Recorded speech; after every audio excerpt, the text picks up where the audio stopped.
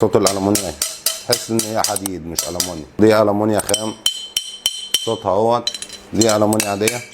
سامع فرق الصوت حتى. من حقك لما تدفع فلوس تاخد جودة وشغل نظيف. تعالوا النهاردة نعرف ازاي تاخد الجودة والشغل النظيف وتفرق ما بينهم وما بين الشغل المضروب. انا باشمهندس رامي الجندي صاحب ورشة الدولية للألمونتال، نورتنا في اوسط. بقالك قد ايه بتشتغل في المجال؟ 12 سنة. ايه اللي بيميز قطاعات اي جي ماس عن غيرها في السوق؟ قطاع اي جي ماس اللي بيميزه التخانات بتاعته محترمة، والسبيكة بتاعته سبيكة ألمونيا خام. يعني بص حضرتك التخانات بتاعته بيور ألمونيا، نقاء الألمونيا فيه.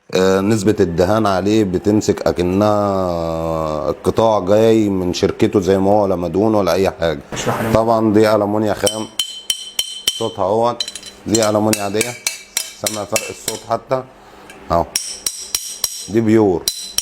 كان ايه رد فعل العميل بعد ما استلم القطاع بعد ما اتشطب؟ انبهر، مفيش بعد كده. ما كانش متخيل ان هي تطلع بالجودة ولا بالشغل اللي هو شافه ده. لو حد بيشطب مكانه بيفكر يستخدم قطاع من القطاعات المضروبة اللي في السوق، تحب تقول له ايه؟ لا بلاش، يبقى انت بتخسر فلوسك. شكرا يا باشمهندس.